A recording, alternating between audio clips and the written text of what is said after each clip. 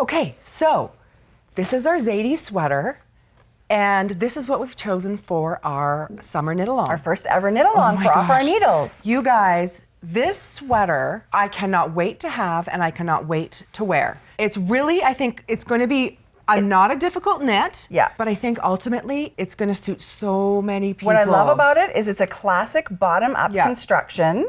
So you're not going to have to worry about any seaming, and it's really, there's no body shaping either. It's going to be really comfy, really cozy. It's got a few inches, 4 to 5 inches of positive ease, which means it's slightly baggy, so it's really easy to wear. And it's got these beautiful details that make it just gorgeous. The garter stitch on the sleeve and the hem and the neckline, and I'm crazy about the cable in the raglan shaping area. So to me, that just takes it to another level with this sweater. When I saw the pattern, I thought I wanted something that wasn't totally patterned. Yes. Because that's just not, I don't wear that sort of stuff. Right. But I liked this, that it had the little bit of interest here, so it wasn't just, you know, a plain stockinette stitch. Yeah, it's classic, it's beautiful. There are so many colors available in this gorgeous Cloudborne yarn. I feel like you just pick a color that you love to wear all the time and cast on. This is going to be fabulous. So the color I have chosen to knit my sweater in this time is this purple. So this is lavender heather, and this is a non-superwash wool. I would say it's a little rustic, but not scratchy. But soft. It's next to your skin. There's some yarns that I certainly wouldn't want to knit my sweater in, but this one, I can't wait. Like you said, we've already knit our swatch. I cannot even tell you how much I love knitting with this yarn. There's 2 different dye techniques used. When you're ordering it, you can get the semi-solid, the kettle dyed yarn, or the heathered yarn. The sample we have here is using the kettle dyed yarn. But look at the texture and the variegation you get. Yeah, and so with a sweater that has a more simple patterning, this little bit of busyness with the yarn is an addition to the style of the sweater. I agree. It gives it character, and I love it in this kettle dyed yarn. And you know the nice thing about this is that I didn't have to switch skeins. Right. The lazy person I am. Right. So when you didn't have to alternate anything. So when you do knit with the kettle dyed yarn, I would suggest knitting from 2 balls at the same time, which sounds really hard and complicated, and it's not. You just knit a couple of rounds with one skein and then join another and knit a couple of rounds, and you just keep doing that alternating as you go, and it just really blends the colors. So you don't get any kind of pooling issues or whatever. It's not tough. It's no not two hard. skeins are alike. Even if they're in the same dye lot, no 2 skeins will be the same. If you're the kind of person who doesn't care if you get pooling, you know, you don't maybe necessarily have to worry about switching it. But I encourage you to take the time to do the switching of the rounds just so you get a little more evenness. I think it's beautiful. But you know what the great thing about this is? What? This yarn and the pattern is kitted. Yes. And it's 50% off. That is crazy. Yeah. For this knit along, we were so excited to hear that because we want everyone who wants to be able to. And I know sometimes budget is sometimes an issue. So this way, everybody who wants to join can join. Yes. So if you go to Craftsy and you get the kit, your coupon code is ZadieCal17. Yeah. And so we're going to have that information for you, but it is going to give you 50% off the pattern and the yarn. Yeah. While you check out, there's a promo code box that you enter that ZadieCal17 in, and it will automatically give discount you it. It's a beautifully written pattern. It is easy to follow. Yes. But a couple of things we wanted to show you when we start. So this pattern has 7 sizes. Yes. So it has the small size here first, and then it goes on to show you different sizes in brackets here. Right. So what I like to do, so I make sure there's no room for error, is I go through and highlight, highlight in the row of the size that I'm knitting. The instructions for your size. I agree completely. The first thing I do is I print the pattern, I read it, and I go through and I either circle or highlight. I love highlighting. So don't just start with the beginning of the pattern, because I've gotten into a spot where you start and then a bit later you're like, oh, I didn't realize what it was. But I would have had I read through the pattern, right? Yeah, it's a good tip. So the first thing you need to do is take your bust measurement for this one. Your boobies. Because the pattern is knit and designed to have 4 to 5 inches of positive ease, you choose a size that's that many inches bigger than your bust measurement. For example, I'm not shy. My bust measured 42 inches. Well, That sounds really big. They're actually not. I would be really busty if I was 42 inches. Right? I would be Jessica Rabbit. Yeah. Anyway. And if you want your sweater to fit differently, like only 2 inches bigger, you choose that size. Okay. But how do we know if it's going to fit?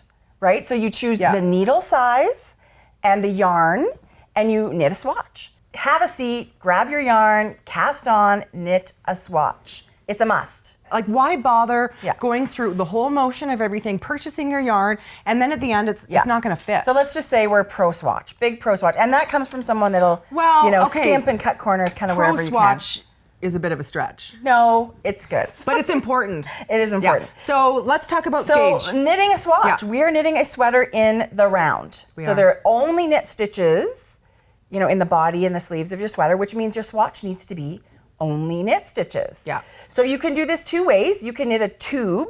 You can cast on and knit a small tube, or you can cast on and knit across your swatch, and then you do this really cool thing where you strand the yarn across the back. Okay, so let me just stop and tell you this. I didn't realize that that's what I should do when I started my sweater. Okay. When it said swatch, I thought, oh yeah, I know what a swatch looks like. Right. So I knit a swatch, not really thinking that, because this is my first sweater, I didn't really think to the fact that all I'm going to be doing, because it's bottom up and it's in the round, it's all going to be knit stitches. Right. So for this, obviously I was knitting and purling back. Right. So this is not the optimum way I would say if you haven't done your swatch yet, let's do it in the round, okay? Totally, okay. So we're gonna cast on your stitches. You want at least 4 inches worth. So our gauge is 18 stitches equals 4 inches.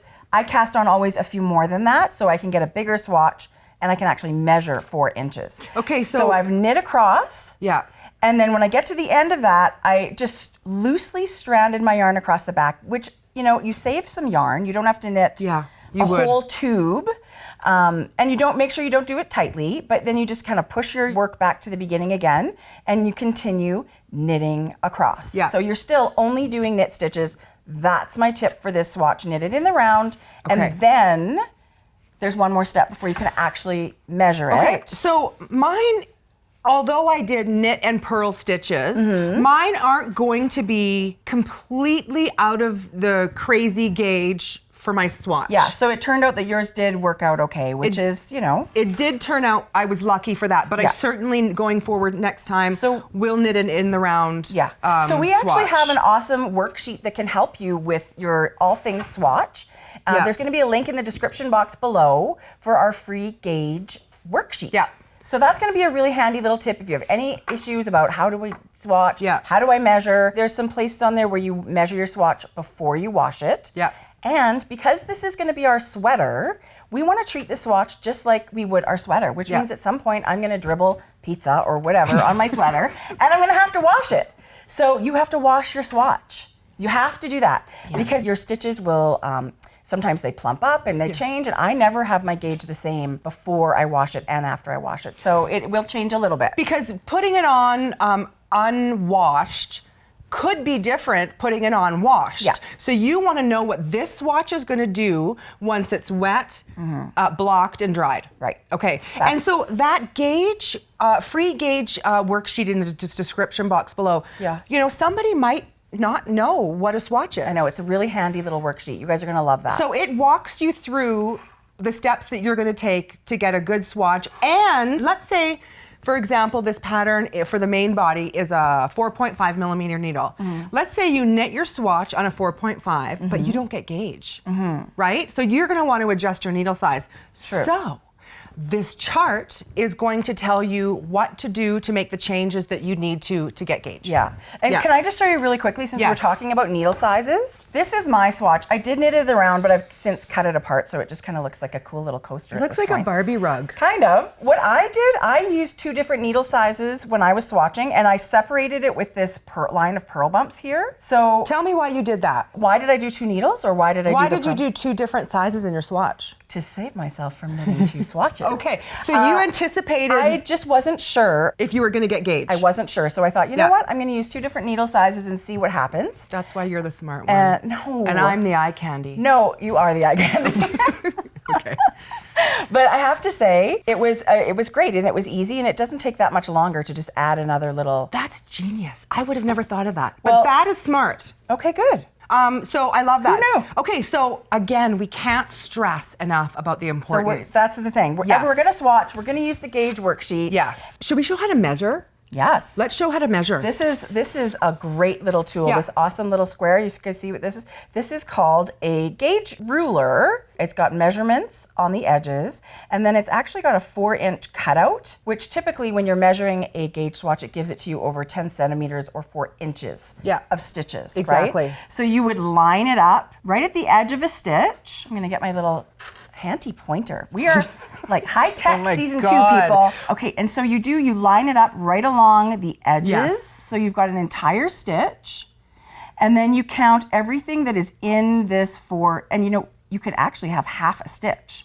So it's really important. Don't forget, if you have half a stitch on one side, you need to count that for your gauge because it really adds up over the circumference of your sweater. It can mean inches of difference. It can. Yeah, so that's how you use this. You can count your stitches this way, and you can also count your rows this way. Okay, so I have a question. My row was off a touch. Yeah. And maybe you can tell me if this is right or wrong. I felt like the gauge for my stitch count was more important than my row count. I think so too. I think the row stitch count comes into effect when you're decreasing or increasing every so many rows. So if you're way off, you can I wasn't way off. I was half a row or one row or something. No, I agree with this one. So, but just measure them both and see what that's like before and after you wash your swatch. We will be starting our sweaters, and the next time we touch base will be 3 weeks from now. By then, hopefully you have your yarn, you've swatched. Tracie and I are going to be at the point where you start at the bottom